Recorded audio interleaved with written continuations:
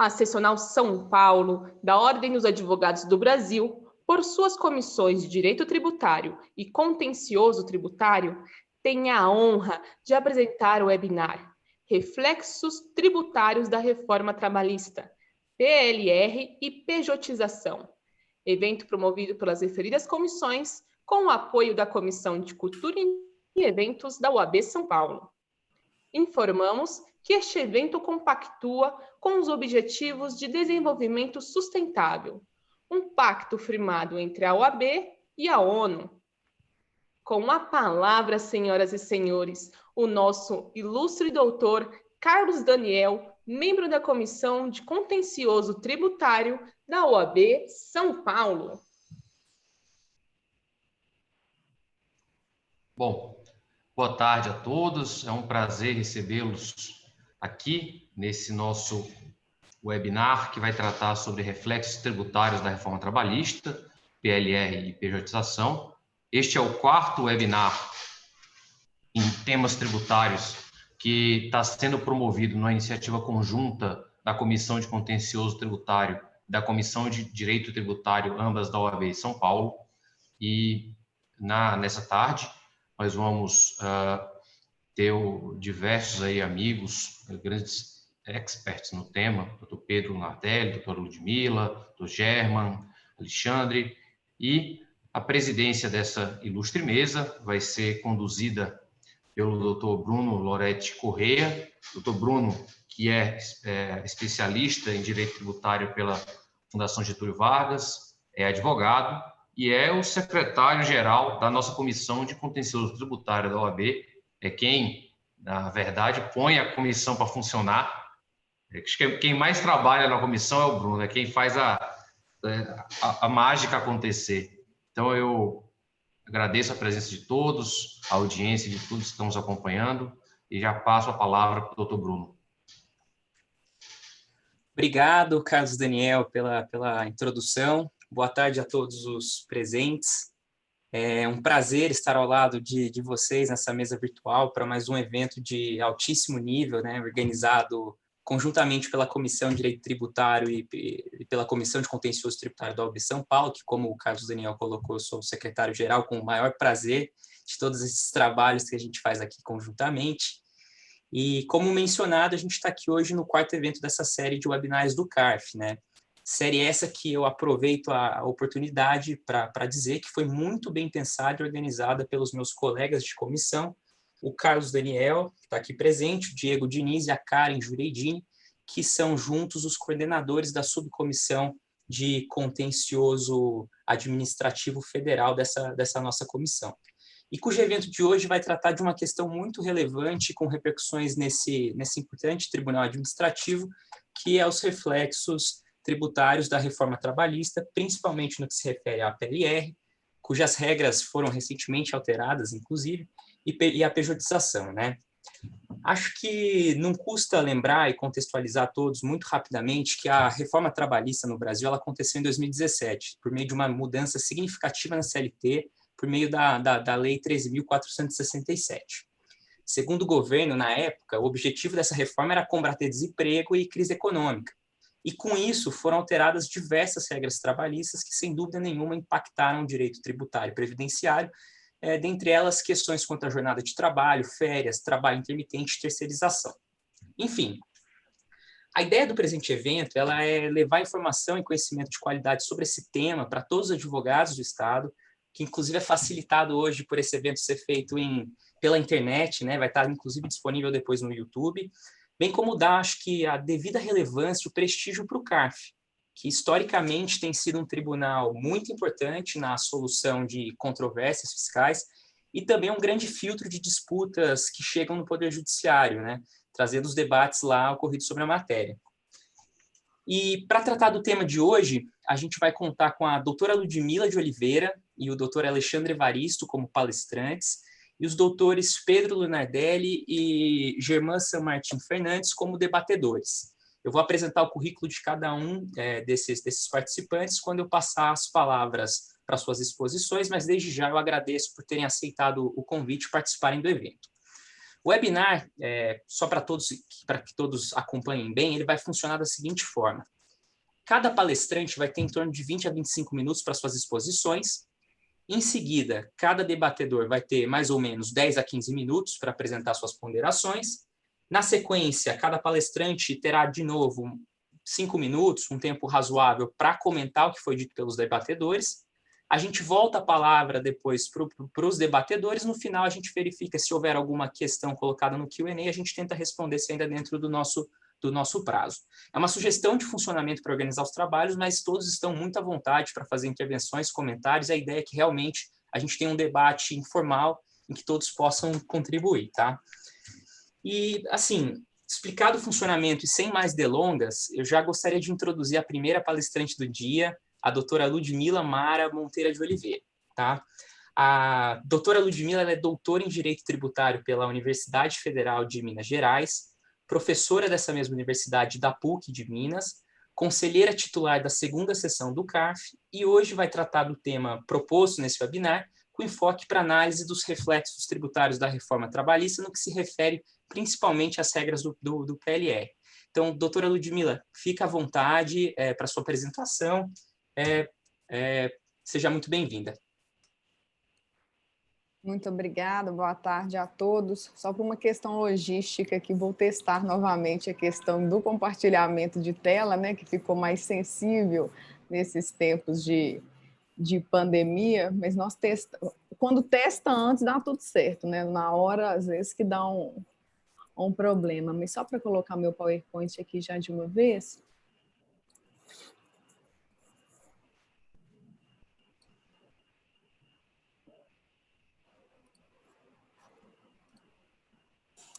Ah, perfeito. Não vai me deixar na mão, não. Então, vamos lá. Primeiro, né, muito agradecida por estar participando hoje nesse seminário. Essa semana tem sido uma semana que eu não posso reclamar, tem sido uma semana muito feliz na minha vida. Ontem fiz a estreia direto no CARF, na Conjure, e hoje estou aqui com vocês conversando com um tema que é tão novo em termos de desdobramentos, né? Nós vamos começar a conversar sobre coisas que aconteceram há alguns dias no nosso congresso.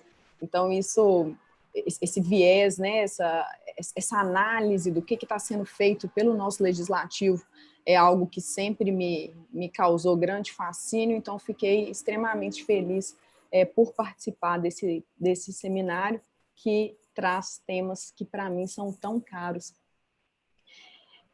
Quando a gente está falando de PLR, considerando a nossa Carta Constitucional de 88, uma carta que é notoriamente pródiga em termos de reconhecimento de direitos e garantias, nessa carta a PLR ela foi alçada a uma condição de um direito social do trabalhador.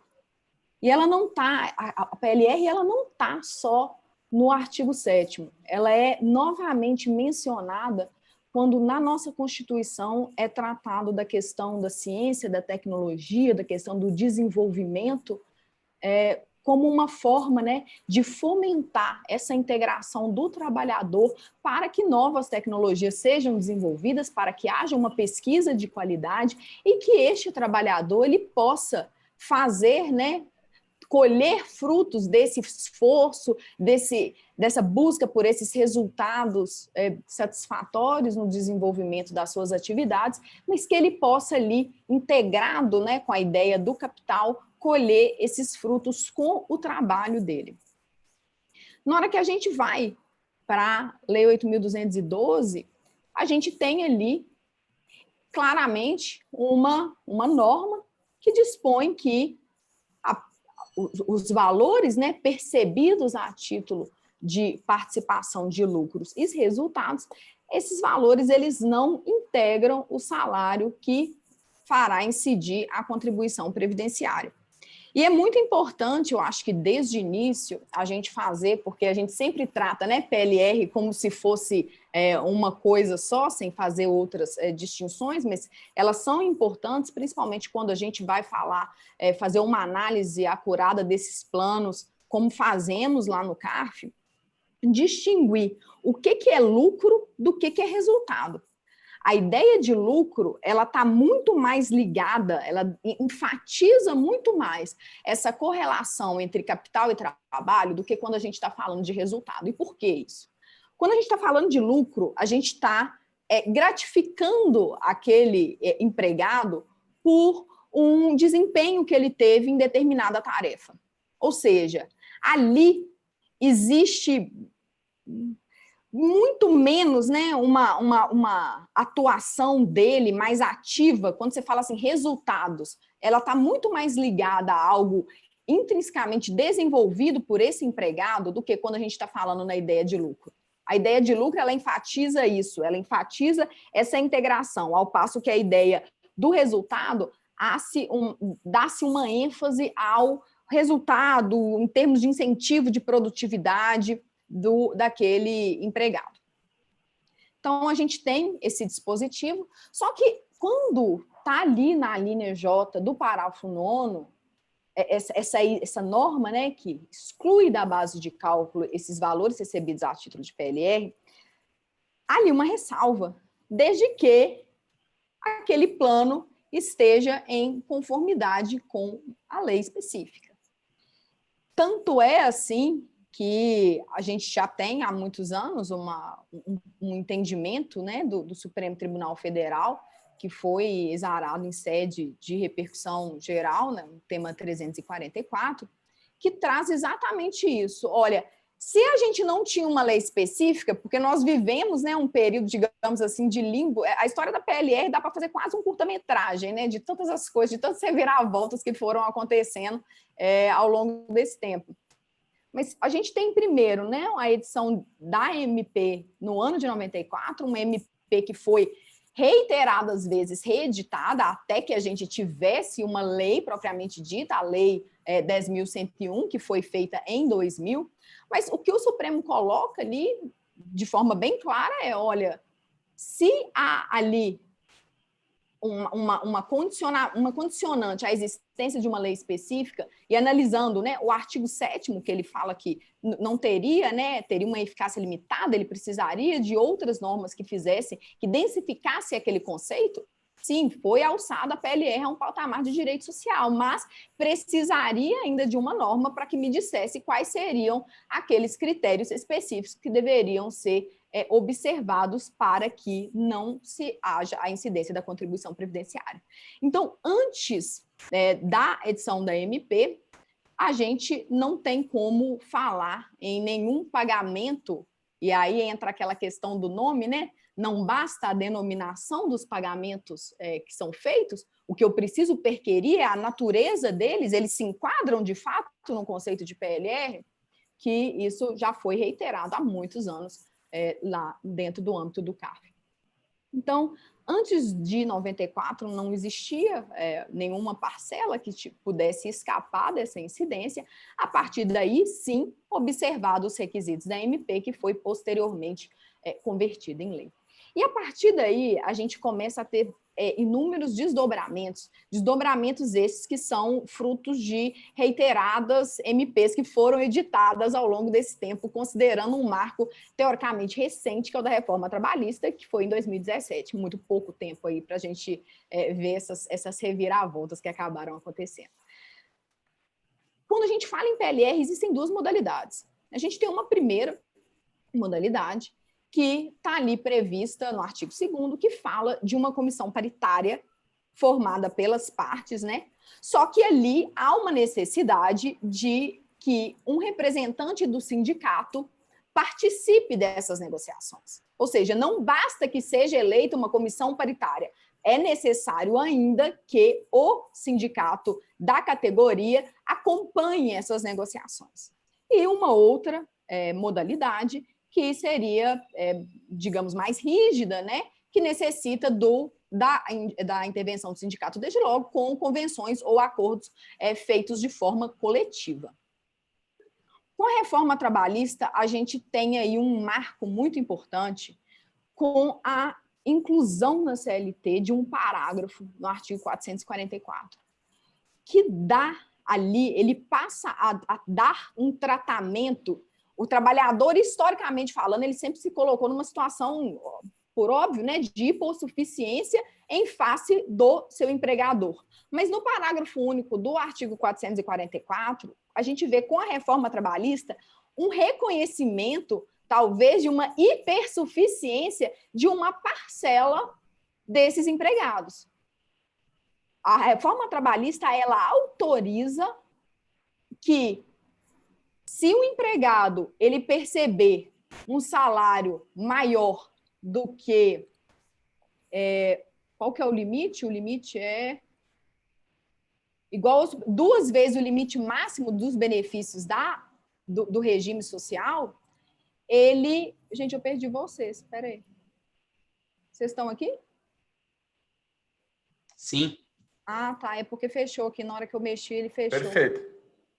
Espera aí, deixa eu voltar aqui, porque falar sozinho só para dando aula para aluno, nunca mais em seminário, porque é muito ruim. Quem é professor sabe do drama. Mas eu acho que... Deixa eu voltar lá. Pronto. Pronto, voltei. Então, esses empregados, eles passaram a ter, né, esse papel de hipersuficientes e, a partir daí, teriam a possibilidade de fazer as suas negociações de forma direta com seus respectivos empregadores.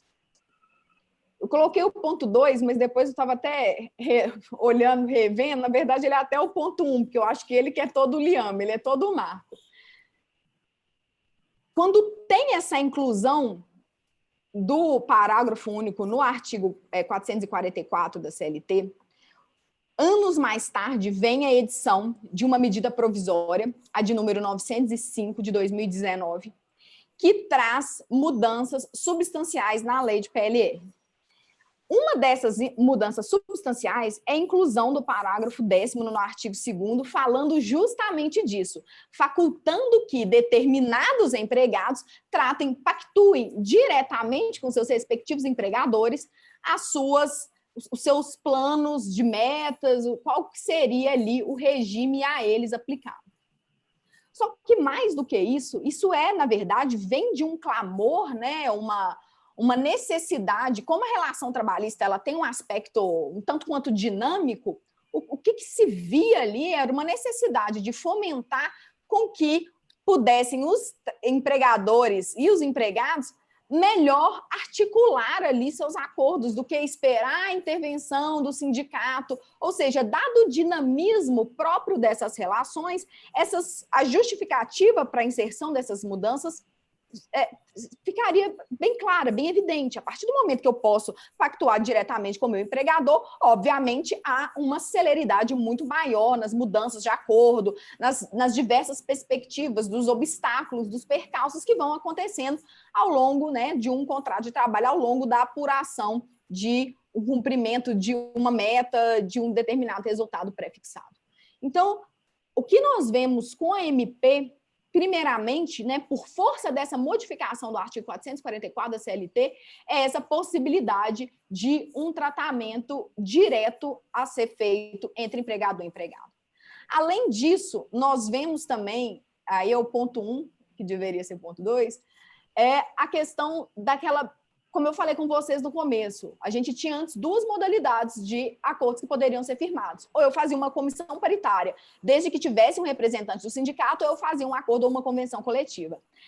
Houve uma modificação no sentido de agora eu posso ter uma comissão paritária sem que haja a necessidade de participação de um representante do sindicato, ou seja, dando novamente uma celeridade a essa pactuação.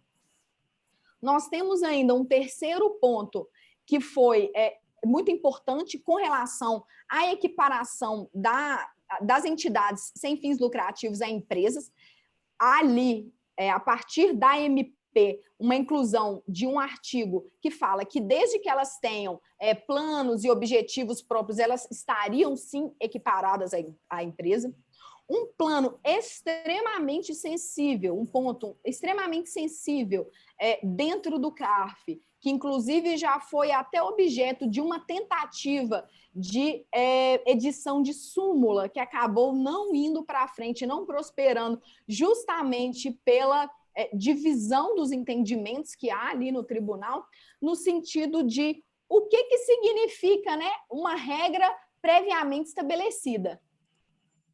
Essa regra, ela pode ser ela tem que ser estabelecida antes do período que você vai fazer a apuração daqueles resultados, ela pode ser implementada 20 dias antes, 30 dias antes. O que significa essa regra previamente estabelecida? Eu acho que isso, analisando os acórdãos do CARF, provavelmente essa é uma das questões mais sensíveis desse momento. Por quê? Justamente, se você está estabelecendo um plano, obviamente, aquela pessoa que vai se dedicar para cumprir aquilo ali, ela precisa ter um conhecimento anterior. Mas não há ali na lei uma fixação de quando que seria. Não havia até então, né, na 10.101, essa fixação, uma data, um lapso temporal. E com a MP 905, a gente passa a ter. A gente passa a ter uma definição de, olha, se há uma antecipação, o plano tem que ter sido feito antes, tem que observar o prazo de 90 dias. Então, diferentemente do que a gente tinha na 10.101, aqui há sim uma definição desse marco temporal. Um outro ponto também extremamente sensível dentro da jurisprudência do CARF é a questão dos planos em que há alguma ou algumas parcelas pagas em desconformidade. Algumas pessoas, alguns julgadores veem entendido que, se o plano, de alguma forma, ele feriu a legislação de regência, aquele plano seria, em sua integralidade, desconsiderado. E, por outro lado, uma outra corrente já defendia, e se vocês pegarem os julgados do CARF, isso ficará extremamente claro, que a invalidação ela só acontecia das parcelas que foram feitas em desconformidade. Então, se foi feito um pagamento de uma terceira parcela em desconformidade com o prazo, a vedação, né, contida na lei, somente aquela parcela sofreria a incidência das contribuições previdenciárias, e não a totalidade do plano. Com a MP 905, a gente já tem também um novo critério fixado, no sentido de a invalidação é apenas da parcela paga em desconformidade e não da integralidade do plano fixado entre o empregado e o empregador. Um outro ponto também, eu acho que esse talvez hoje não seja, ou pelo menos na minha turma não é tão problemático, que seria a possibilidade de que houvesse a fixação de múltiplos programas, múltiplos planos de PLR, não apenas um. E a Lei 10.101 também era silente quanto a esse aspecto, e veio na MP uma possibilidade de que sim, é possível que sejam estabelecidos múltiplos planos de participação nos lucros e nos resultados. E eu acho que é a partir daí que a querela começa a ficar um tanto complicado, mas só antes uma outra observação. Quando foi feita a MP 905, houve um veto no dispositivo dela. Como sabido, né, o artigo 106 do CTN, ele autoriza a aplicação, né, de ato ou fato pretérito quando a gente esteja diante de algumas hipóteses, dentro delas uma lei que seja expressamente interpretativa. E na MP havia um dispositivo que falava que esses regramentos, assim, alguns deles, né, que eu pontuei para vocês, há ainda algumas outras modificações, só que eu acredito que essas sejam as mais sensíveis, que elas seriam de caráter eminentemente interpretativo, razão pela qual ela teria, sim, um caráter, ela poderia ser aplicada a planos que foram editados antes mesmo da edição. Acabou havendo o veto desse dispositivo.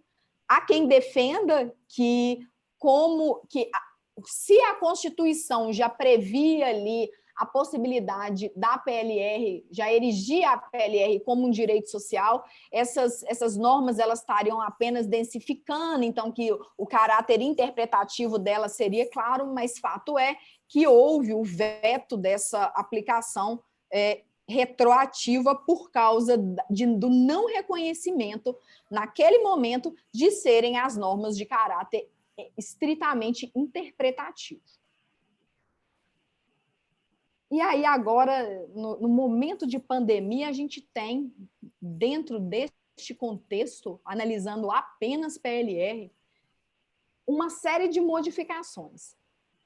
Em abril, foi editada uma nova MP que revogava a MP 905. Ou seja, todos aqueles esclarecimentos que foram feitos, ela perdeu, né? O Congresso não apreciou a tempo, então ela acabou caducando e ela perdeu a validade dela. Houve essa revogação em abril deste ano. Só que nós temos reviravoltas aí, que aí é o filme de curta-metragem. Em abril deste ano, foi, como é de sabença geral, né, quando começamos a ter os inúmeras mortes por causa da Covid, a perda de emprego, a instituição de um programa emergencial, em abril, pela MP 936, e depois essa MP ela sofreu algumas alterações, e dentro dessas alterações foram novamente incluídas os artigos que faziam modificações na Lei 10.101 e tratavam justamente de todos aqueles pontos que nós acabamos de abordar aqui. A questão da desnecessidade da intervenção do representante do sindicato na comissão, a questão da possibilidade dos vários planos, a desconsideração. Então, tudo isso voltou nessa MP que trabalhava esse plano emergencial e, agora, numa sessão, o presidente Jair Bolsonaro ele fez inúmeros vetos e todos esses vetos que traziam, né, todas essas proposições que traziam modificações na Lei 10.101, elas foram vetadas ao argumento de ser matéria estranha, ou seja, de faltar uma pertinência temática, porque ali estava diante de um plano emergencial de emprego e renda, que as questões da PLR não estariam ali abarcadas, e que também essas medidas elas acarretariam uma renúncia de receita sem um equivalente de despesa e também sem o respectivo levantamento do impacto financeiro e orçamentário. O nosso Congresso, em sessão recentíssima, agora, dia 4 de novembro, rejeitou, como eu mostro aí para vocês, isso está extraído da tramitação dessa MP, rejeitou todos os vetos com relação à Lei 10.101. Houve, portanto, uma conversão. A Lei 14.020, que foi editada em 6 de julho de 2020, após hoje, recentemente, dia 6 de novembro, com a rejeição de todos os vetos, passou a constar todas essas modificações que nós conversamos hoje, elas passaram a constar nessa lei, que foi recentemente publicada no dia 6, trazendo aí trazendo de volta, né, todos os dispositivos que já estavam na 905 e agora com essa conversão e constando da Lei 14.020. Então, o tema, a PL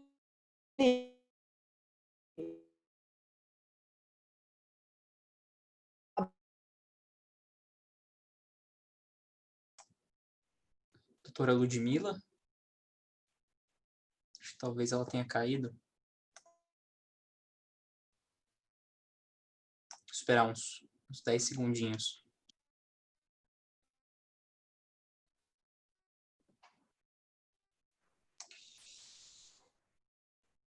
Bom, imagino que ela deva ter caído por alguma razão, ela deve entrar logo na sequência. De toda forma, eu imagino que ela também estava finalizando a fala dela. Então, eu agradeço à doutora Ludmila pelas excelentes colocações sobre o tema. Eu, pessoalmente, achei muito claro e didático os comentários sobre as regras do PLR em vista da reforma das MPs que vieram na sequência, e, finalmente, né, que ela estava comentando da Lei 14.020, que é muito recente. O tema é realmente muito atual e, sem dúvida, a gente vai ter debates, muitas dúvidas e debates para falar sobre isso na sequência. Até em benefício do tempo, se me permite, eu já gostaria de passar a palavra para o doutor Alexandre Evaristo. O doutor Alexandre ele é doutor em Direito Tributário pela USP, conselheiro titular do CARF, conselheiro julgador do CMT, juiz suplente no TIT, coordenador do MBA de IFRS da FIPECAF e também professor. Vou passar já a palavra para ele vai tratar do tema proposto nesse webinar com um enfoque na análise dos reflexos tributários da reforma trabalhista no que se refere à pejotização. E só um comentário, acho que a Ludmila está de volta, conseguiu conectar, né? Acho que você está no mudo. Você está no mudo, mas a gente acabou adiantando um pouco. A internet de casa caiu. A gente imaginou, sem problemas. Como até estava no finalzinho, né? Foi um finalzinho, eu até ia sugerir que depois você retorne esses comentários quando depois dos debatedores, a gente tiver mais um tempinho para tratar sobre o tema. Pode ser? Tá? Ou, se você quiser finalizar, se o doutor Evaristo estiver de acordo, acho que também não tem problema. Eu estou de acordo aí. Ludmila, faça o que você preferir. Já equipada, toda preparada aí de novo, fique à vontade. Acho que era só um finalzinho, né? Essas mudanças que nós estamos falando, por serem muito recentes, elas não vão estar nos julgados do CARF. O que o CARF vai mostrar é o porquê dessas modificações. Aquelas divergências que se mostravam em todos os julgamentos que a gente vai ver no âmbito do Conselho, elas foram, a meu ver, pacificadas a partir dessa edição, dessa MP, tanto da 905, como desse regresso que ele teve agora na 936, convertida na 14.020. Então, esses pontos que eram sensíveis, eles parece que daqui para frente não mais serão em razão dessas modificações legislativas. Eu peço desculpas pelo meu provedor de internet e eu agradeço a vocês pela participação. Imagina, Ludmila, muito obrigado pelas suas considerações sobre o tema. Doutor Alexandre, eu já tinha até te introduzido, então a palavra é sua, fique à vontade para começar a sua palestra. Muito obrigado, viu, Bruno? É uma grande honra sempre voltar à OAB. Eu, como advogado licenciado, tenho muita saudade da OAB de quando exerci a advocacia, então eu sempre recebo esses convites com muito carinho. E, sobretudo, por estar ao lado aqui de colegas tão brilhantes, né? O professor Pedro Nardelli, quem tanto admiro, aí, referência no direito tributário, professor German, até conversei com ele na semana passada, ele estava se lembrando, quando eu entrei no Conselho Municipal de Tributos, eu fiz uma ligação para ele, para perguntar o que ele achava, e aí ele deu algumas dicas que foram bem valiosas. Também o professor e amigo Carlos Daniel e a professora Ludmila, aí, que brilhantemente expôs esse tema do PLR e também estreou aí já na nossa coluna direta do CARF. Também uma alegria estar ao lado aqui da Ludmila, do Carlos Daniel, representando a coluna aqui hoje. Bom, meu tema diz respeito à pejotização. Eu vou compartilhar a apresentação aqui, Bruno, só um minutinho. Então, imagino que vocês já estejam vendo aqui, eu só vou colocar no modo apresentação. Só um minutinho. Perfeito. Então, vou falar um pouquinho também dos reflexos da reforma trabalhista, mas não da PLR, e sim desse fenômeno aí chamado pejotização. Então, primeiro, buscar uma definição para essa terminologia, né? Uma terminologia que não existe propriamente no nosso ordenamento jurídico. Então, ela acaba sendo uma alcunha que acaba pegando e muitas vezes ela se refere a realidades distintas, né? A gente trata dentro de um balaio aí de pejotização, mas dentro da pejotização existe tanto aquela pejotização que é uma contratação de trabalhadores mediante uma coação, eles foram obrigados a constituir pessoas jurídicas para serem contratados por aquela empresa que muitas vezes era o seu ex-empregador. Então, é aquela pejotização que tem um caráter fraudulento ou um caráter de simulação, quanto também é o fenômeno de, ao invés de você contratar, se você está precisando da prestação de serviço, ao invés de contratar uma pessoa física, é contratar uma pessoa jurídica para a prestação de um serviço, sem que com isso tenha qualquer fraude. Você está apenas se utilizando de uma pessoa jurídica que utiliza a forma jurídica de pessoa jurídica para a prestação de serviços. E aí entra dentro disso a terceirização. Então, você está terceirizando alguma atividade, que pode ser uma atividade meio ou atividade fim. Então, a pejotização, ela, embora tenha esse nome, muitas vezes tem uma carga bastante negativa associada a ela, uma demonização da pejotização. A gente tem que ver qual que é a realidade que a gente está tratando. Então, por isso que eu gosto de colocar os pingos nos is. Tem a situação ruim, sim, mas também tem a contratação, que é normal. Que muitas vezes a própria pessoa jurídica acaba sendo induzida a contratar, porque você pode ter créditos de PIS e COFINS, ou até uma reforma em vista da contribuição de bens e serviços. Bom, falando um pouquinho antes de entrar nos casos práticos do contexto normativo da pejotização. Aqui é fundamental um artigo para nós que julgamos aí na segunda sessão, no qual se enquadra não só a Ludmila, aí, que brilhantemente é uma das conselheiras atuais, mas também o German, que foi um conselheiro até era da minha turma ali, da 2301, e a gente julga muito contribuição previdenciária. E a lei de custeio é a Lei 8212 de 91. E muitas das discussões elas vão se centrar exatamente na contribuição que é a cargo da empresa, a contribuição previdenciária a parte do empregador, que está disposta a regra geral dela no artigo 22, inciso 1, que basicamente 20% sobre o total das remunerações pagas, devidas, creditadas a qualquer título durante o mês aos segurados empregados e trabalhadores que lhe prestem serviços, destinadas a retribuir trabalho, qualquer que seja a denominação. Então, aqui só alguns pontos que eu sempre gosto de ressaltar.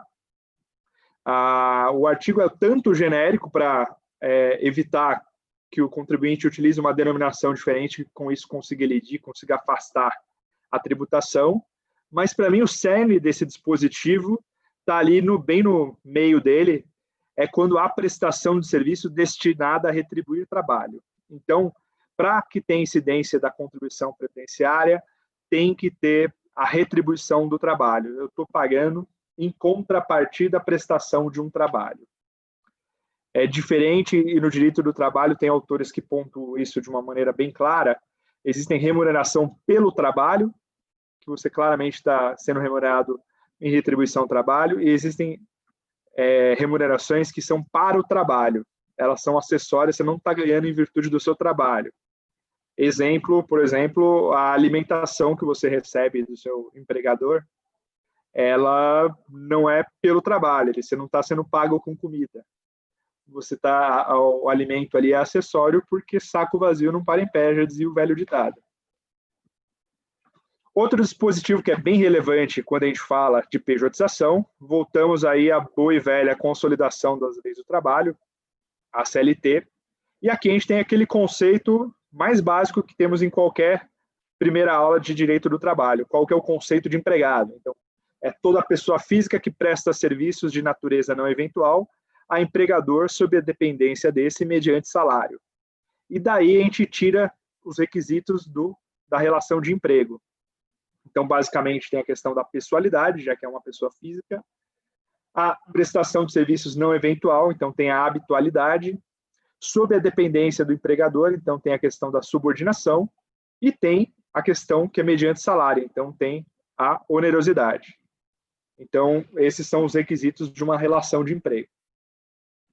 Outro dispositivo também que é interessante, ele surgiu com a Lei do Bem, a Lei 1196 de 2005, é o artigo 129.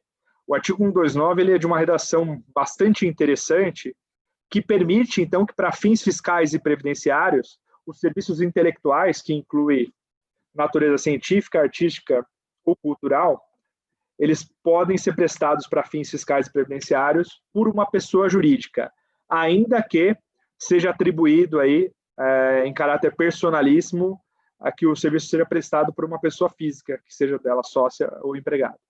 Então, esse é o artigo que autoriza a prestação de serviços intelectuais por pessoa jurídica, a utilização dessa forma jurídica.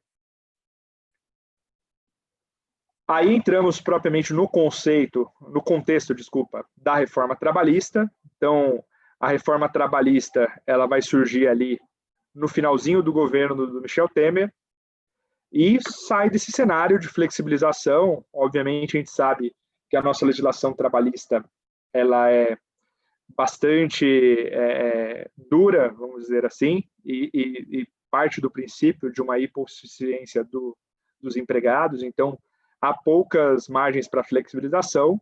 Já teve outras reformas em menor sentido, e essa foi uma delas. Ela vai tentar dar um maior poder de negociação entre os empregadores e os empregados, e também ela vai tratar um pouquinho de uma forma mais específica na terceirização, tanto que há uma alteração nessa lei, que é a 6.019, que trata do trabalho temporário. E aí ela traz um conceito de terceirização, que é a prestação aí de serviços a terceiros para qualquer de suas atividades, inclusive a principal. Então, a partir da existência desse dispositivo, passou-se a ser permitido no Brasil a terceirização, inclusive, da atividade fim. Até então, a gente tinha uma permissão somente para a atividade meio, que foi uma construção jurisprudencial nesse sentido. A partir daí, a gente tem um dispositivo legal autorizando, inclusive, da atividade fim. Obviamente, aqui, a legislação ela vai trazer alguns requisitos para evitar também uma fraude no caso das terceirizadoras. Então, em alguns casos, ela vai exigir um capital mínimo, um porte para que tenha terceirização, exatamente para tentar garantir os direitos dos trabalhadores. E nesse mesmo contexto da reforma trabalhista, ali, 2017, a gente também tem julgados bastante relevantes do Supremo Tribunal Federal. Isso já agora no ano de 2018. A gente tem o julgamento da DPF 324 e do recurso extraordinário 958-252, ambos em repercussão geral, né? A DPF nem precisa, mas o recurso extraordinário em repercussão geral. E da decisão do STF surgiu esse dispositivo, que é o tema 725, que é lícita a terceirização ou qualquer outra forma de divisão do trabalho entre pessoas jurídicas distintas, independentemente do objeto social das empresas envolvidas, mantida a responsabilidade subsidiária da empresa contratante. Ou seja, não só tivemos alteração legal com a permissão da terceirização da atividade fim, como também tivemos a manifestação do Supremo Tribunal Federal em igual sentido. E aí, vamos propriamente para os casos do CARF.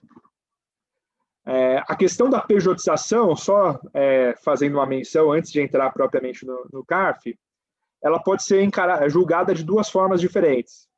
Então, tem autos de infração que são de contribuição previdenciária, no qual as autoridades fiscais elas vão tentar descaracterizar aquela relação de prestação de serviço entre duas pessoas jurídicas para dizer que é uma relação de prestação de trabalho, tem remuneração pelo trabalho, fazendo ter a incidência da contribuição previdenciária nos termos do artigo 20, inciso 1 da Lei 8212. Então, tem as autuações de contribuição previdenciária, que são as que eu vou focar hoje, mas também tem, e também são bastante relevantes, os casos em que tem a desconsideração dos tributos pagos na pessoa jurídica e tributação daqueles rendimentos como se eles fossem recebidos pelas pessoas físicas.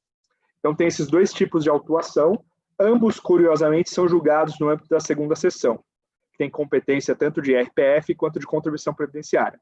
O meu foco aqui vai ser exatamente o das contribuições previdenciárias, mas também caberia uma discussão no futuro, obviamente, para a questão dos rendimentos, que são vários casos bastante famosos, né? Temos caso lá atrás do Conselho de Contribuintes, caso Felipão, caso Ratinho, e já no âmbito do CARF, caso Guga, Pato, Neymar, Fred, dentre tantos outros. Acaba abrangendo muito casos de artistas e desportistas.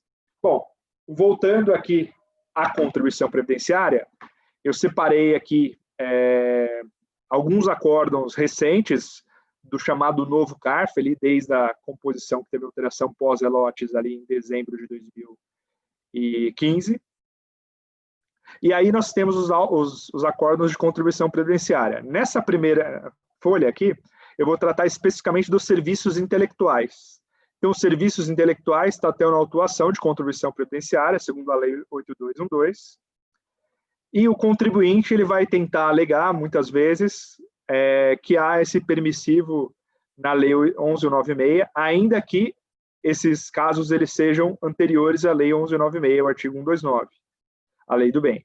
Então, tentar argumentar que ela tem um caráter interpretativo e permite a prestação de serviços por pessoa jurídica.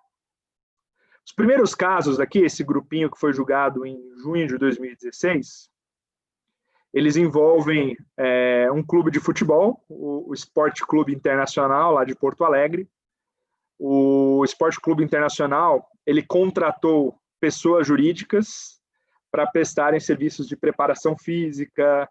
Então, aqui o que acontece? Houve toda uma documentação comprobatória nos autos do processo para demonstrar que o Internacional, na verdade, ele tinha relação de emprego com aqueles diversos funcionários que trabalhavam no meio desportivo e que eles só estavam usando uma forma de pessoa jurídica, e isso antes da Lei 1196. Então, o que acontece é que o documento comprobatório foi tão amplo e aqueles funcionários, existia subordinação, as notas fiscais eram emitidas unicamente como tomador de serviço Esporte Clube Internacional, então foi entendido pela incidência da contribuição previdenciária. O segundo caso aqui, também da 2301, que é a minha antiga turma do German, envolve a TV Bandeirantes. Então, também, a TV Bandeirantes tinha a prática de contratar diversos apresentadores, repórteres, atores como pessoas jurídicas. E ela foi autuada também pela incidência de contribuição previdenciária, então, descaracterizando aqueles contratos de prestação de serviço entre pessoas jurídicas para caracterizar como uma relação de emprego. E também, aqui nesse caso, foi entendido no sentido de que haveria relação de emprego e, consequentemente, haveria remuneração pelo trabalho. Então, houve incidência da contribuição previdenciária. Esses dois casos seguintes aqui, de 13 de fevereiro de 2019, também envolvem uma rede de televisão, mas aqui é a Rede Globo de televisão.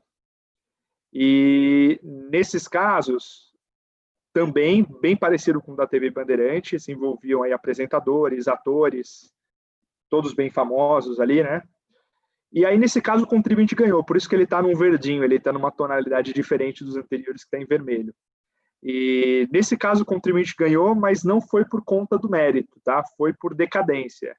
Então, o fisco acabou entendendo ali que se aplicava a regra do 1731, então ele lançou só no primeiro dia do exercício subsequente, mas o contribuinte entendeu que não haveria fraude ali e os julgadores entenderam igual sentido.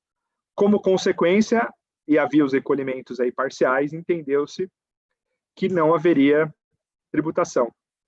O próximo caso ali, que é o 2402 de 12/03 de 2019, também foi favorável, também envolvia a Rede Globo e também foi por decadência. O último caso dessa página, também envolvendo a Rede Globo, esse sim teve um resultado diferente, mas nesse caso a turma acabou julgando mérito. Não teve decadência e a turma entendeu que se trataria de relação de emprego mesmo. Vale lembrar, mais uma vez, que todos eles são anteriores à Lei 1196. Então, esse tema da 1196, cabe uma discussão específica sobre ele, porque é bem interessante. Alguns casos posteriores, principalmente no meio artístico, os contribuintes, alguns conseguiram ganhar. Os desportistas, como regra geral, têm perdido, porque tem sido entendido que eles não se enquadram como serviços intelectuais ali também, naquela caracterização. Então, os desportistas, a maior parte, tem perdido, com poucas exceções ali. O Neymar ganhou, o Pato parcialmente, e o Fred também. Agora vamos propriamente para os casos mais usuais, né? Agora a gente não está falando de serviços intelectuais, tá? Estamos falando de contratação de serviços dos mais diversos possíveis. Então, primeiro eu vou trazer uma leva de acórdãos que são anteriores à decisão do STF, tá? Então, é bem legal contextualizar, que era um momento que a gente não tinha ainda aquele dispositivo do STF julgado em repercussão geral. Então, vocês podem ver já de início que todos eles foram negativos ao contribuinte. Então, o primeiro dos casos aqui, tem até um sapatinho ali, ele envolve uma indústria de calçados lá do Rio Grande do Sul.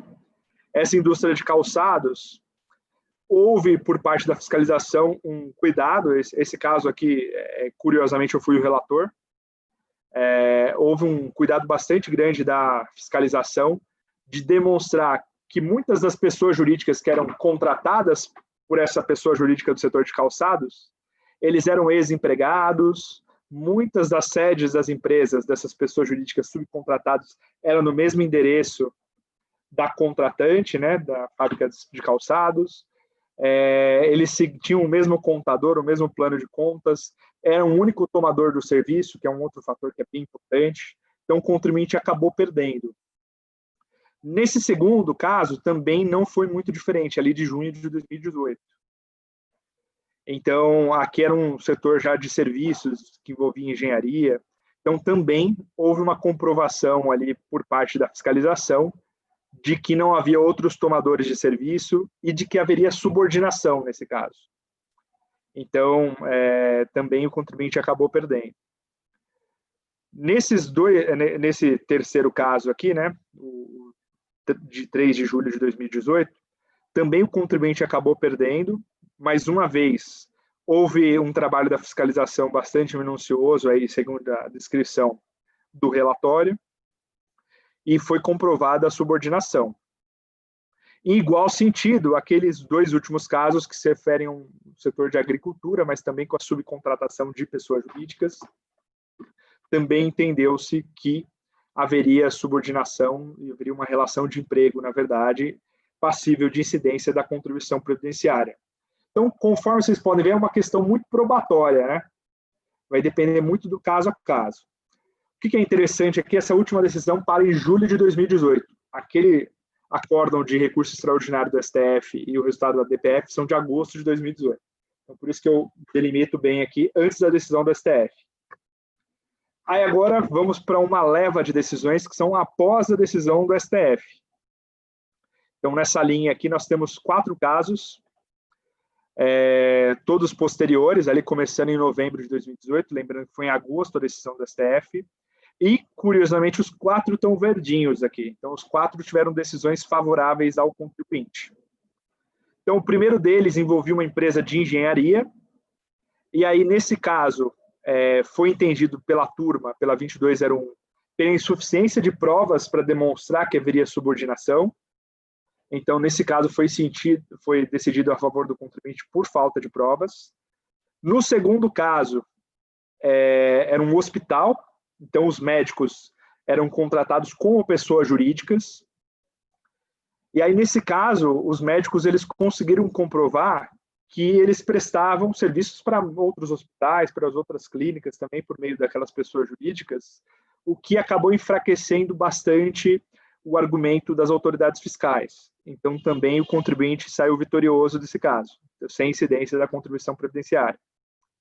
Em igual sentido, a gente tem esse terceiro caso também envolvendo uma empresa de engenharia, esse aqui também da minha relatoria, da 2301, o contribuinte ele vai demonstrar que esses engenheiros, né, essas empresas de engenharia constituídas por engenheiros de pessoas físicas, prestavam serviços para outras empresas, eles também tinham responsabilidade técnica, então você tem que assinar ali a anotação de responsabilidade técnica, então existia toda uma comprovação de que não era prestado com subordinação. E, por fim, esse último caso envolve uma empresa de representação comercial, e também foi demonstrado nesse caso que eles, inclusive, representavam para outras empresas. Então, foi entendido que também não haveria essa relação de emprego. Aí o que acontece, né? Diante desse cenário, dessa primeira impressão, após a decisão do STF, os primeiros casos julgados eles pareceram ser favoráveis.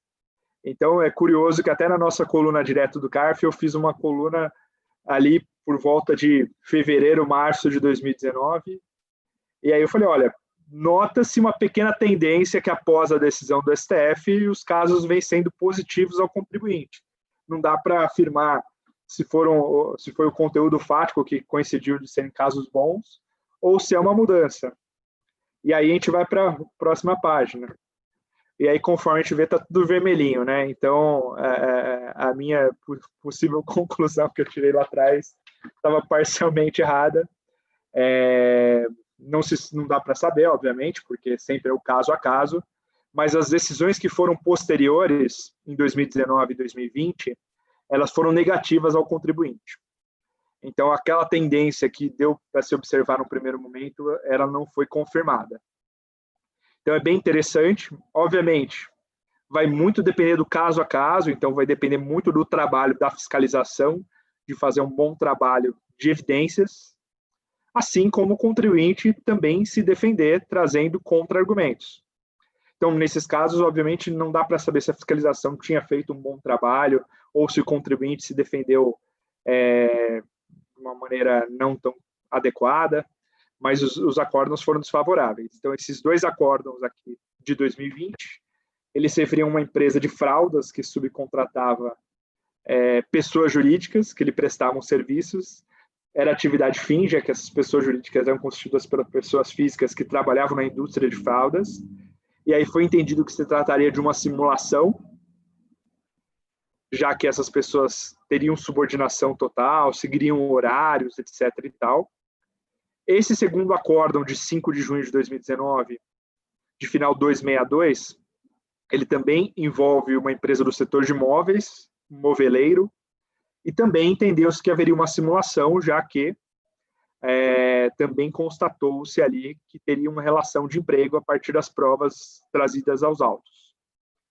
E, por fim, também do mesmo dia, da mesma turma ali, só pulou 2 acordos, é o 264 ali, também envolve engenharia, que é o que a gente viu bastante na página anterior, mas nesse caso entendeu-se que haveria, sim, subordinação, que aqueles engenheiros, eles seriam empregados e não pessoas jurídicas com responsabilidade e não subordinação.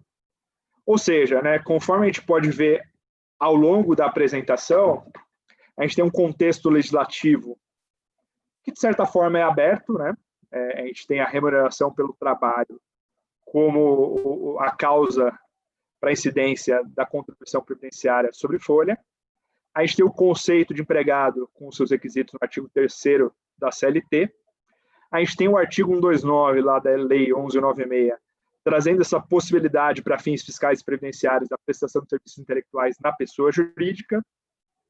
Temos a reforma trabalhista que admitiu a terceirização de atividade fim, inclusive, e também temos decisão do STF lá em agosto de 2018, 2018, permitindo a terceirização.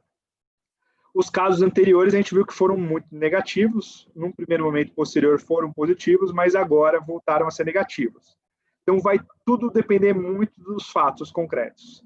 Então agradeço a todos aqui pelo convite, o Carlos Daniel, o Pedro, o German, Ludmila, e finalizo minha apresentação dessa forma. Muito obrigado.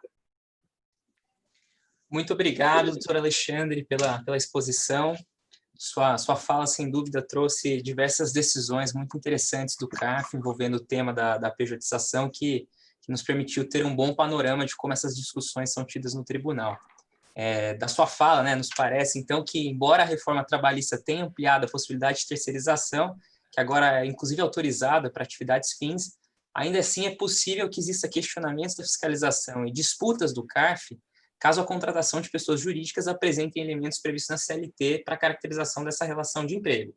E também foi possível notar, né, como a prova é substancial nessas disputas. Você até mencionou o caso da empresa de sapatos, em que foi demonstrado que a contratação da PJ era uma PJ de ex-funcionários, que prestavam serviços com exclusividade, etc., o que levou, evidentemente, à derrota do contribuinte, mas que em outros casos, quando a prova é fraca ou o contribuinte consegue anulá-lo ou provar o contrário, nesses casos ele consegue sair vitorioso. Pois bem, eu já gostaria de passar a palavra, então, para o Dr. Pedro Lunardelli, que participa do evento como debatedor. O Pedro é advogado, mestre e doutor em Direito Tributário pela PUC São Paulo. E, doutor Pedro, a gente está ansioso para ouvir seus comentários, as suas considerações sobre o que foi exposto, e a palavra é sua, fique à vontade. Obrigado, Bruno. Bom, boa tarde a todos, aos presentes, aos ouvintes. Antes de mais nada, eu não posso deixar de agradecer a todos os coordenadores e responsáveis por colocar essa Comissão de Direito Tributário da Ordem de São Paulo no seu devido nível, resgatando um valor histórico que sempre teve e, de fato, esse novo grupo do qual o Daniel faz parte, você faz parte, Bruno, estão fazendo um trabalho fantástico no sentido de divulgar mesmo debates, né, ideias a respeito de questões tributárias as mais relevantes. Então, eu quero agradecer e, antes de tudo, parabenizar você, a todos, ao Peroba, a Tatiane, ou seja, a Maria Rita Ferragutti, uma grande amiga minha, por esse trabalho que tem sido feito, que de fato é inestimável. Da minha parte, hoje, eu estou aqui como debatedor, mas, na realidade, eu vou me restringir, primeiro, a parabenizar a Ludmila. Eu não a conheço pessoalmente, mas, enfim, um prazer escutá-la e ouvir as suas ponderações. O Alexandre, eu sou meio suspeito, né? Eu já conheço ele há algum tempo e de fato, sou um fã de tudo que ele escreve, faço questões de ler, porque é sempre enriquecedor. O German, que vai me seguir também, eu já conheço ele de muito tempo, desde o Tite, já se vão algumas décadas aqui, então é uma honra tá ao lado de vocês. Eu vou me apressar aqui, até porque fizemos um acordo aqui offline, né, de permitir que a Ludmila pudesse concluir a sua apresentação, tendo em vista que ela caiu. Então, eu vou, na realidade, esse tema de contribuições previdenciárias é algo que sempre me chamou interesse e sempre me colocou algumas dúvidas, parte delas que foram esclarecidas pela apresentação da Ludmila e pelo Alexandre. Mas o que mais me chamou a atenção foi justamente, e aí, de fato, eu vou jogar e instigá-los a retomar esses esclarecimentos, tanto a Ludmila quanto o Alexandre. O que mais me chamou a atenção nessa figura da PLR ou da pejotização foi uma suposta, e jamais demonstrada, pelo menos pela minha perspectiva, visão ou impossibilidade de se imaginar que um trabalhador ou grupo de trabalhadores pudessem ou não tivessem condições de negociar os seus próprios interesses em face do respectivo empregador. E aí eu só consegui conclusões ou algumas respostas se a gente puder entender o passado histórico e estatal que nós sempre tivemos, né? Ou seja, desde quando a CLT foi publicada lá nos idos de Getúlio Vargas, a gente vê uma presença estatal e o Estado tentando regular tudo, como se, de fato, os respectivos indivíduos e trabalhadores fossem incapazes de entender o que mais lhe dissesse respeito.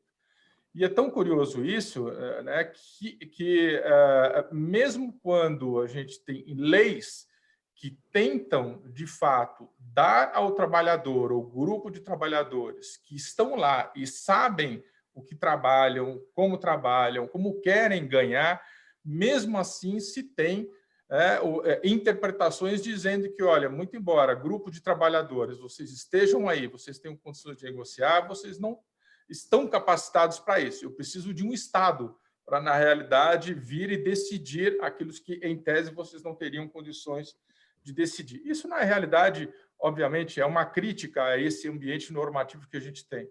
E eu faria só um complemento dentro desse contexto, Alexandre, aquilo que você falou.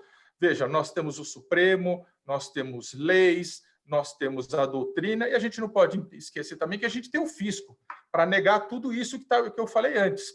É negar a Constituição, é negar a legislação, é negar a doutrina. Quer dizer, não obstante tenha-se aí as decisões que você diz claramente, né?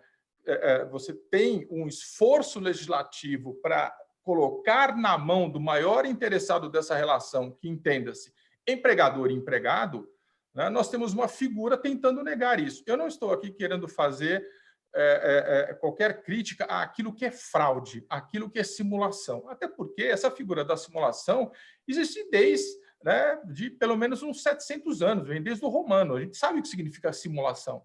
Não existe dificuldade para se demonstrar quando você tem uma simulação em relação à data, em relação à relação jurídica. O Código Civil está aí, né? Então, eu não preciso definir o que está na CLT para falar o que é simulado, né? Mas, mesmo assim, nós temos uma dificuldade enorme de poder trabalhar com isso.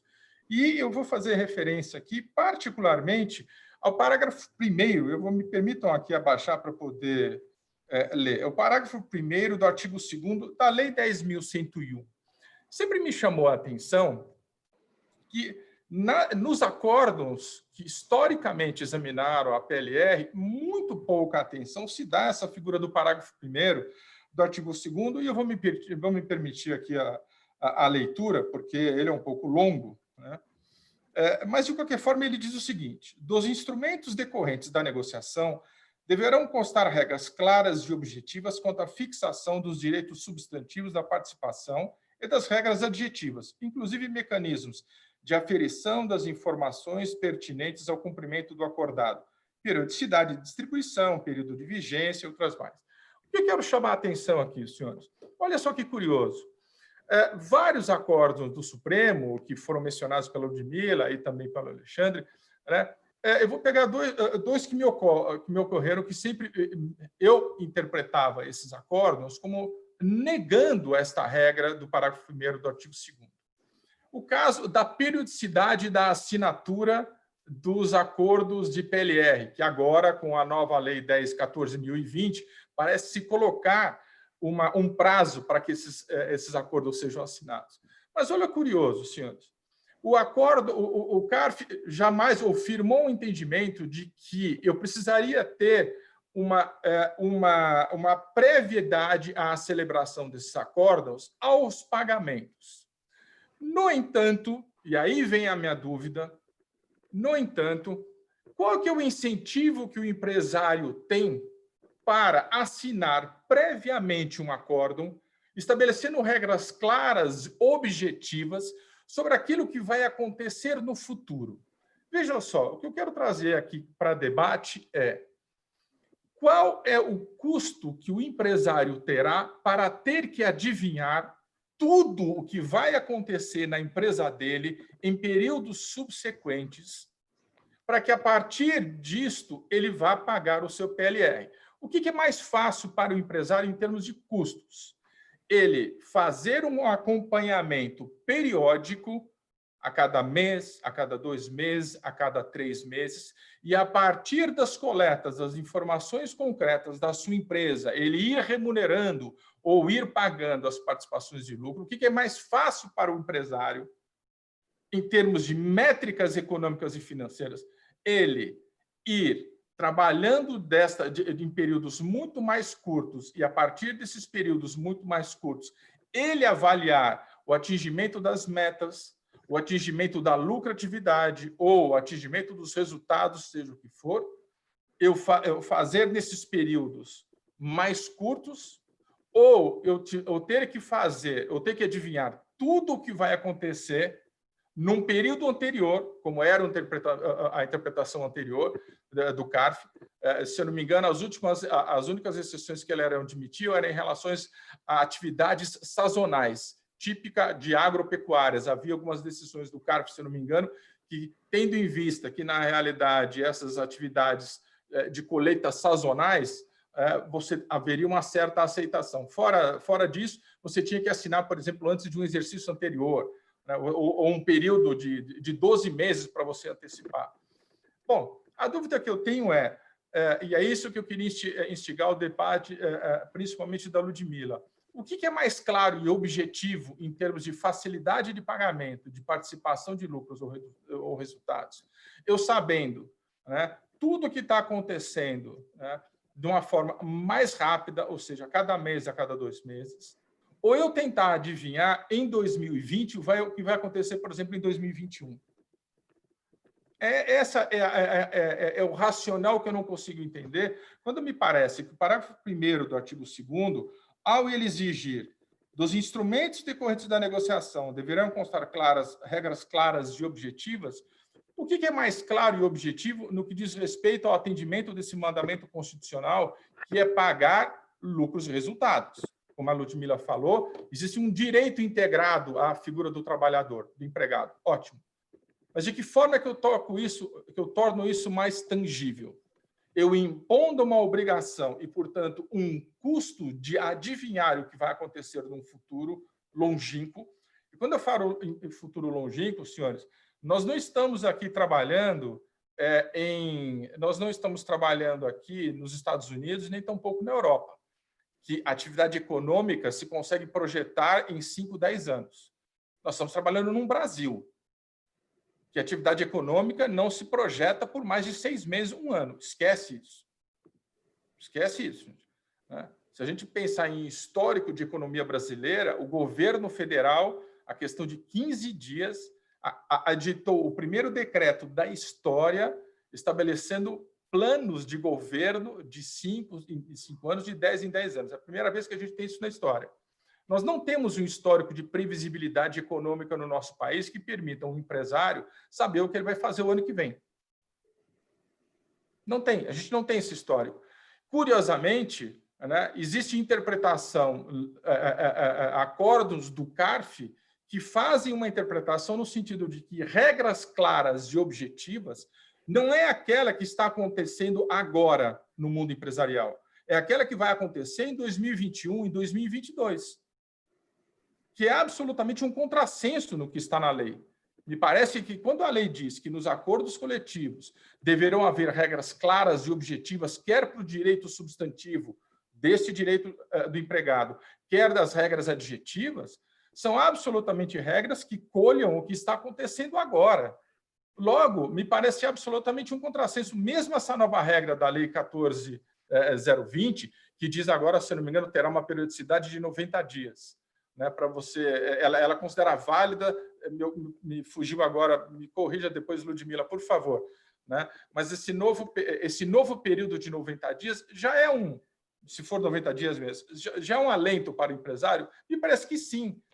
Mas, mesmo assim, não me parece que precisaria, de novo, o Estado adivinhando o que é mais claro e objetivo nessa relação empregado e empregador. Ele precisa ir lá e pautar. Agora é 90 dias. Antes não era 90 dias, se não me engano, era 1 ano.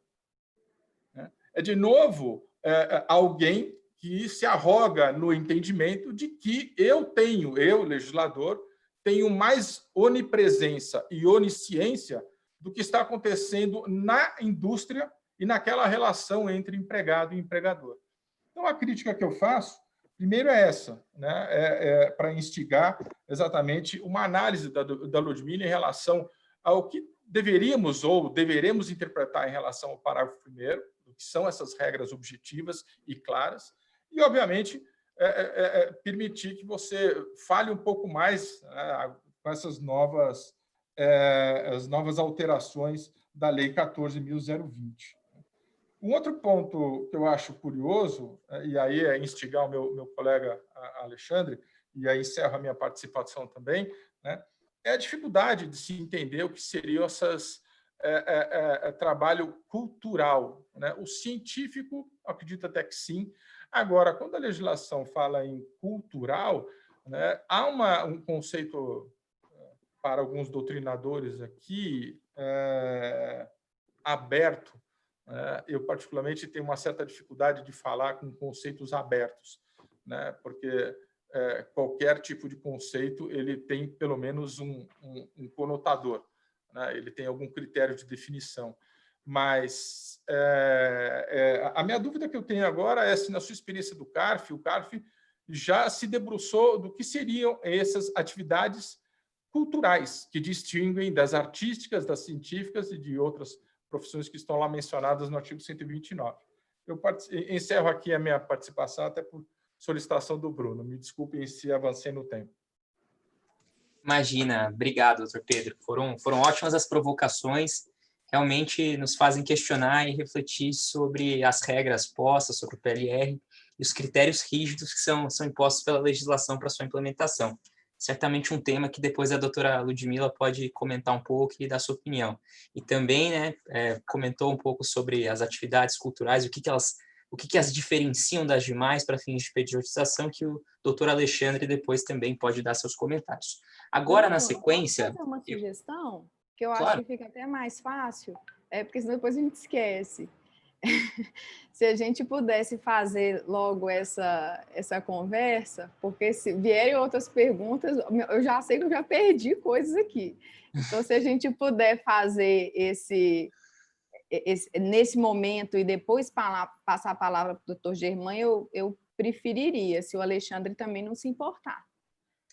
Tudo bem, eu só peço então para vocês, se puder ter um pouco de brevidade, porque a gente já está até adiantado na hora. O ideal seria a gente ter o comentário depois do Germán, mas fiquem à vontade para responder as provocações do Pedro e a gente passa depois para o Germán. Tá certo, então. Muito obrigada. Tentando ser muito breve. Eu adoro esse tema. Adoro, doutor Pedro, esse tema.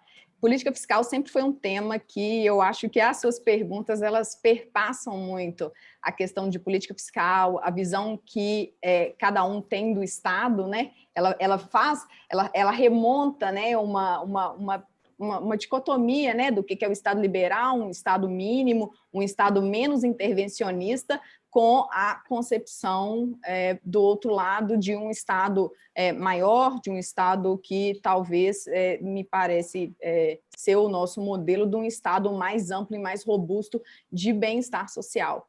E nesse contexto, eu vejo o quanto, né, a Covid-19 ela impôs essa retomada desse modelo de Estado a partir do momento que a iniciativa privada ela não consegue fazer essas frentes e o tanto que, às vezes, a gente necessita de um Estado atuante em diversos aspectos, e agora nós estamos sofrendo aí com a saúde, a necessidade do próprio Estado de fazer intervenções, como a gente estava conversando dentro da minha própria apresentação da Lei 1420, no sentido de estabelecimento de auxílio emergencial. E eu acho que isso está muito ligado, que responde um pouco do porquê da necessidade de passar pelo nosso legislativo essa fixação dessas regras, porque, na verdade, né, o que nós temos ali é a eleição de pessoas que estão representando, né? É claro que é muito difícil hoje, considerando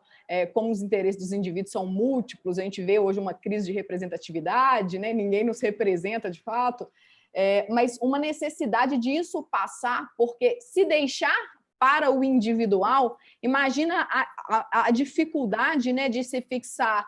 Dentro da minha empresa eu fixo uma PLR, meu plano é de cada 15 dias. A outra empresa fixa a PLR dela bimensal. Então, esse critério, né, fixado pelo nosso Congresso Nacional desses 90 dias, ele, além, né, de ser ele quem tem, né, a legitimidade democrática para fazer isso, me parece vir como alentar, né, essa necessidade da empresa de ter uma fixação num período menor do que esse um ano, porque, de fato, né, olha o que nós estamos vivendo aqui esse ano, como que a gente achava que talvez a gente tinha controle das coisas, mas, de fato, a gente não tem. Então, eu acho que é muito essas considerações, eu trabalharia elas mais dentro dessa perspectiva de política fiscal e de evolução de Estado. Aí, mas o Bruno já me cortou, eu agradeço.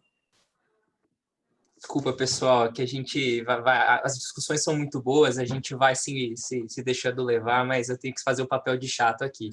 Alexandre, se você quiser falar da sua parte. Também de uma forma bem breve, né? Acho que os comentários do Dr. Pedro foram bastante interessantes e a gente sente muito isso no âmbito do direito do trabalho, né? Logo depois que saiu a reforma trabalhista, a própria Ana Matra falou que de vários dispositivos não seriam aplicáveis porque eles seriam inconstitucionais, né? Mas é aquela inconstitucionalidade principiológica. Então, a gente tem um grande problema de aplicação aqui, vários juízes se negaram a aplicar, então, por mais que tenha toda uma mudança de cenário no judiciário, no legislativo, a gente tem dificuldade de aplicação. Obviamente, os casos fraudulentos têm que ser combatidos mesmo. E indo para a questão mais objetiva do Dr. Pedro, o que diferenciaria o cultural do artístico, aí eu não sei te dizer essa resposta, viu? Nas decisões do CARF que eu participei, o que eu analisei, a gente não chega a fazer uma distinção, propriamente dito. O caráter científico fica bem mais claro, né? Agora, o cultural e o artístico, para mim, eles se misturam, né? Os atores... Agora, os desportistas têm sido afastados como serviço intelectual, porque geralmente o que eles recebem na PJ é o direito de imagem. Então, eles falam, não é propriamente um serviço intelectual. Então, mas o cultural e o artístico, para mim, se misturam ali. Não vejo uma distinção, pelo menos hoje em dia. É isso. Obrigado, Alexandre. Então, passo a palavra aqui agora para o Dr. Germán. O Dr. Germán é advogado, professor, mestre em Direito Tributário pela PUC São Paulo, foi conselheiro do CARF, juiz do TIT, e vai nos brindar agora com seus comentários de todos esses temas, essas várias discussões que foram colocadas até o momento. Eu não tenho dúvida que ele tem bastante também a acrescentar. Então, Dr. Germán, a palavra está com você, fique à vontade.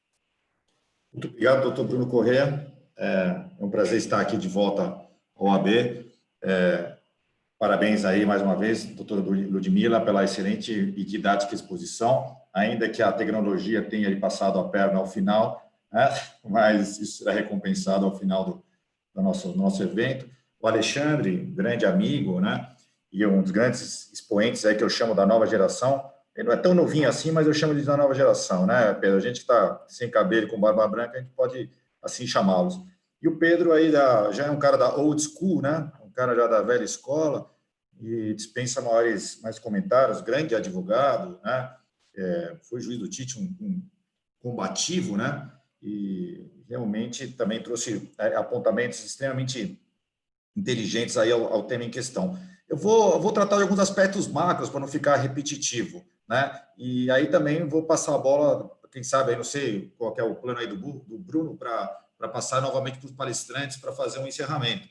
Mas uma coisa que eu comentava, que se comentava muito na época do CARF, quando eu era conselheiro, era qual é a natureza jurídica final do artigo 7º do inciso 11 da Constituição Federal. Se eu estava diante do quê? De uma imunidade, de uma isenção, de um benefício aleatório, né? E a partir daí isso tinha muita importância, porque justamente da definição, da premissa sobre do que nós estávamos tratando, é que seriam interpretadas justamente as disposições contidas na Lei 10.101, né? Porque uma coisa é você interpretar uma regulação, digamos assim, de uma isenção de patamar constitucional, que para mim já é em tese, uma aberração, né? Apesar que tem gente que entende essa possibilidade, né?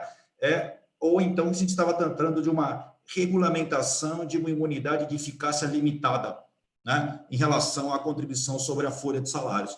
E eu lembro o Ricardo, com Y, meu grande amigo lá, que era da Câmara, né? Chegou a integrar a Câmara Superior, né? E vários, acho que tem 2 ou 3 acordos do CARF que falam expressamente, inclusive na ementa, pré-zelote, né, professor Ludmila, que trata justamente de que o artigo 7º, inciso 1º, encerra uma imunidade de eficácia limitada e a Lei 10.101, portanto, apenas regulamentaria. Isso faz toda a diferença.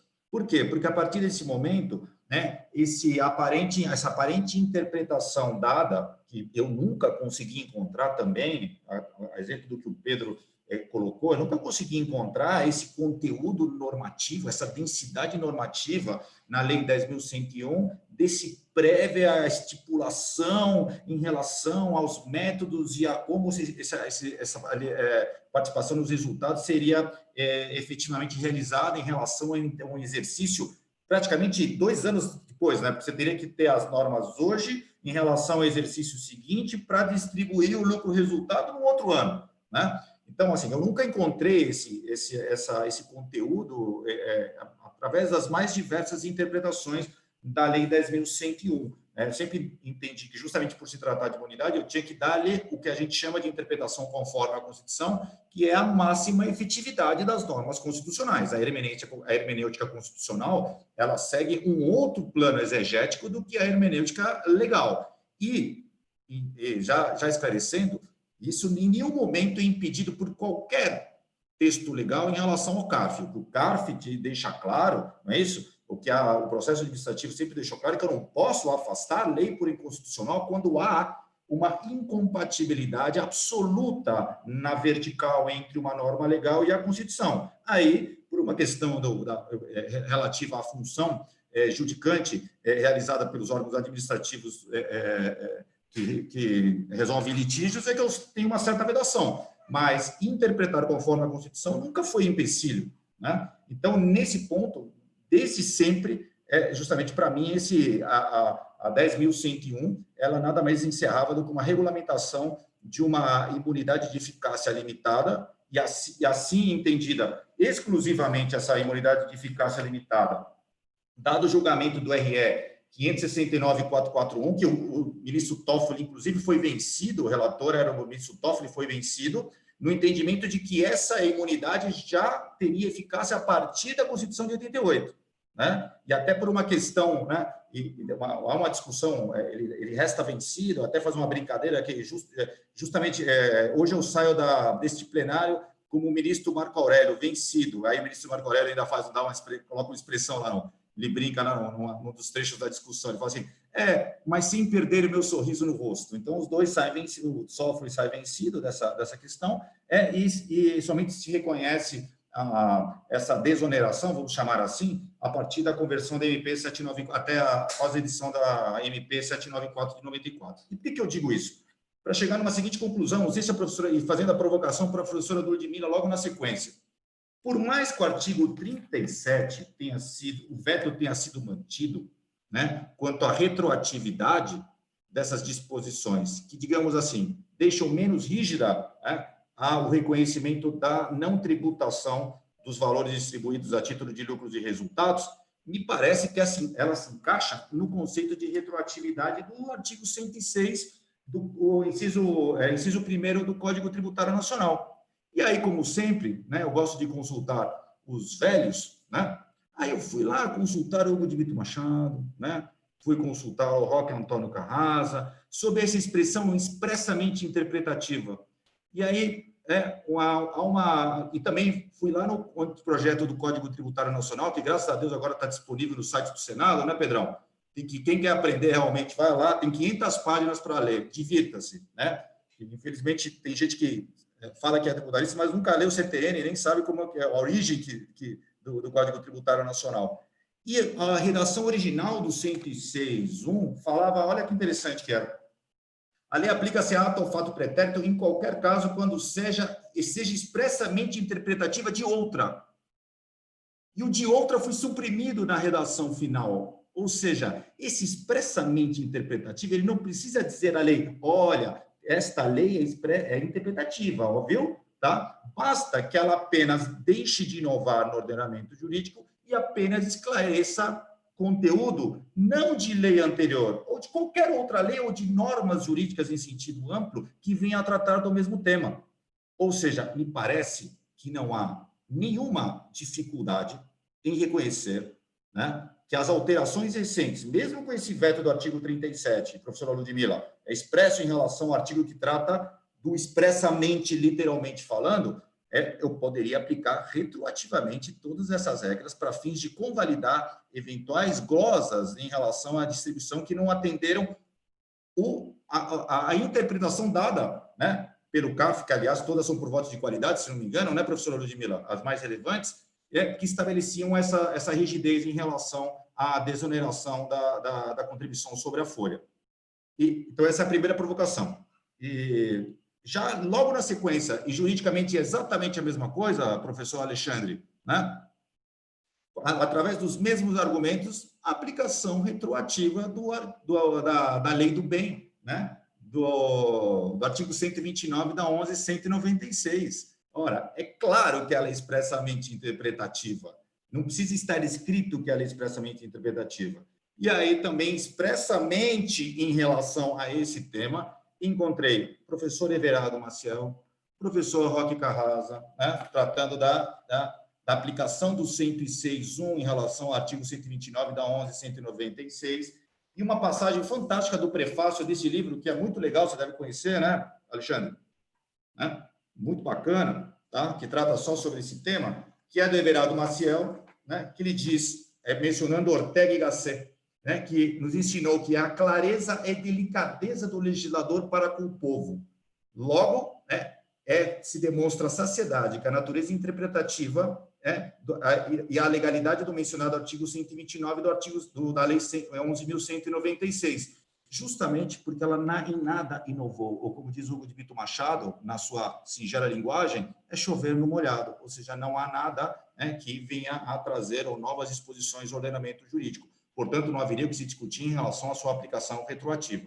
Então, são esses dois pontos que o mesmo tema jurídico, né, digamos assim, né, da professora Ludmila, apenas com o adicional da natureza jurídica do artigo 7º, inciso 11, a meu ver, uma imunidade atípica de eficácia limitada, e do Alexandre a questão da retroatividade do artigo 129 da Lei do Bem, né, 11.196, né, que me parece que seria interessante para discutir justamente, né, tanto a retroatividade das recentes alterações, né, professora Ludmila, né, e quanto em relação também à prestação de serviços de natureza intelectual, artística ou científica. E, por fim, Bruno, já terminando, não sei se eu estou dentro do meu tempo, né? Ainda estou dentro do meu tempo. Pessoal que fala que jogador de futebol não realiza atividade artística é que nunca viu Pelé ou Zico jogar, né, Pedro? Não é isso? Ou então deve torcer para alguns timinhos por aí, não tem o prazer de ser santista como eu. Eu sou testemunha de Giovani, né? Eu já vi Robinho e Diego jogar no auge, né? E mais recentemente também, né, o Neymar e o Ganso na campeão da Copa do Brasil. Então, o cara que fala que jogador de futebol não realiza, não presta serviço de natureza artística, realmente nunca foi num jogo de futebol, nunca assistiu o meu querido Santos. Então, encerrando por aqui, mais uma vez, muito obrigado pelo convite. Eu, com muito prazer, exerci a função de coordenador da Comissão de Contencioso Administrativo Tributário, a primeira versão, né, era coordenador do Contencioso Administrativo Estadual, e depois, na segunda versão, com o Antônio Augusto como presidente, né, Pedro? Participei como coordenador do Contencioso Administrativo Federal, e realmente fico feliz de estar aqui de volta para poder contribuir um pouco com um tema tão polêmico e tão interessante, que é justamente, novamente, né, Alexandre e professora Ludmila, a questão da pejotização. Um grande abraço a todos e fico à disposição se alguém tiver mais alguma observação a fazer. Obrigado, doutor Germano. Não posso concordar menos com a sua última colocação quanto aos jogadores. Doutora Ludmila, Alexandre, fica à vontade para já comentarem a fala do Germano e fazerem seus apontamentos, tá? Não sei quem de vocês prefere começar. Quer começar, Ludmila? Posso? Podemos inverter? Pode. Tá bom, então eu vou começar. Excelentes considerações aí do professor Germano. Com relação à retroatividade, Germano, eu estou de pleno acordo.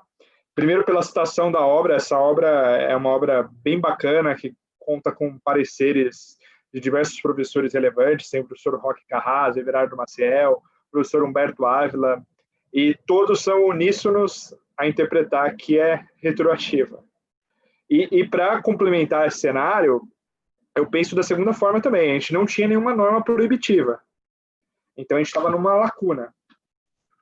E essa norma, ela surge, aí que está o caráter interpretativo dela. Ela fala, para fins fiscais e previdenciários, é lícito.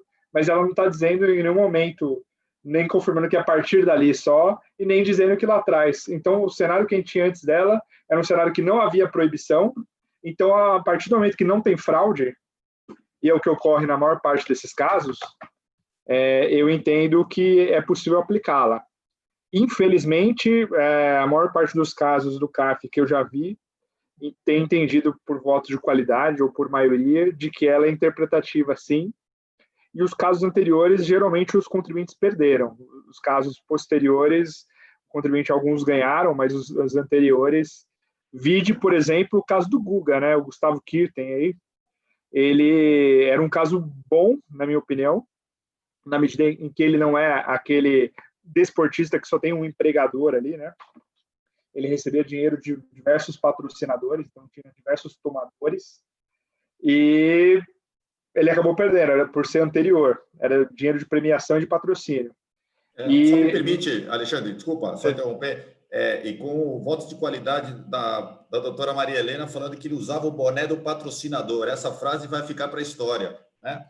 Só, desculpa, quando o legislador quis tributar na pessoa dos sócios, isso estava previsto no Decreto-Lei 2397 de 87, que foi revogado pela 9430. Ou seja, não há dúvidas de que existia lei tratando sobre o tema e que o artigo 129 era meramente interpretativo. Desculpa, Alexandre. Não, acho que a sua menção foi excelente, irmão. Na verdade, eu até ia citar essa questão do boné, porque ela foi bem caricatural, né?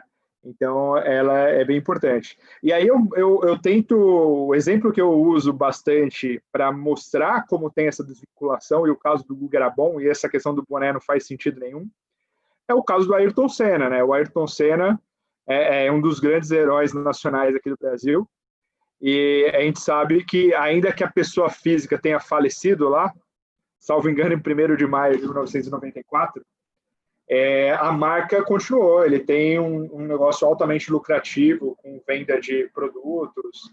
Então, mostra claramente que é separável ali o direito de imagem da pessoa física. Então, o caso do Senna, para mim, é bem elucidativo, tem diversas fontes. E o do Guga, para mim, não tem nada de diferente do caso do Senna. Então, o caso do Guga é uma grande pena que tenha perdido, assim, porque diferente de outros casos que você são mais discutíveis, mas o caso dele é uma grande pena e foi entendido que não é interpretativo. Então, valeria só ele daí para frente.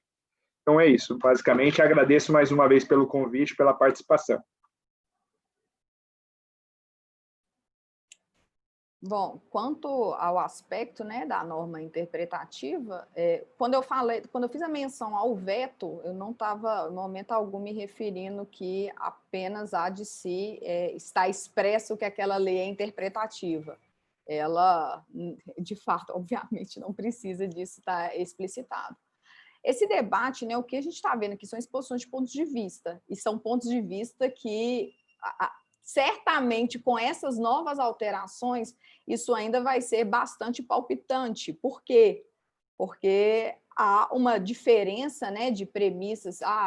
É uma norma de imunidade condicionada. Está apenas interpretando. A meu ver, ali há algumas modificações. Não há uma mera interpretação.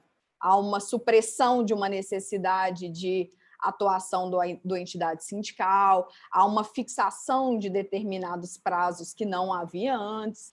Então, isso aí, certamente, nesses tempos, nós teremos calorosos debates para saber se essas modificações elas serão utilizadas a partir do momento que elas entrarão em vigor, ou se a gente vai ter que aplicar isso, essa aplicação haverá de ser retroativa por não ter essas alterações cariz eminentemente interpretativo. Bom, obrigado pelos comentários, Germán, Ludmila, Alexandre. E até pelo adiantado da hora, eu gostaria, se ninguém mais tiver nenhum comentário, de dar por encerrado o evento, agradecendo a todos os ouvintes, os colegas que dividiram comigo a presente mesa virtual. A gente, sem dúvida, teve ótimos debates por aqui. Eu, certamente, aprendi bastante sobre o tema, que é muito atual e tem gerado várias discussões, como a gente viu pelas várias decisões mencionadas e provocações feitas. Espero que todos também que aqui nos ouvem tenham aproveitado. Até sei que é clichê, mas eu tenho de dizer que não tenho dúvida de que a gente sai daqui melhor do que a gente entrou depois de tantos debates, tantos comentários de alto nível. Então, agradeço mais uma vez a todos e, de novo, dou por encerrado o evento. Obrigado, pessoal. Obrigado a todos. Um abraço. Até mais. Se cuidem. Obrigado. Uma boa tarde. Tchau. Até mais. Pedrão, Bruno, Tchau, Alexandre, professora Ludmila. Tchau. Muito obrigado a todos.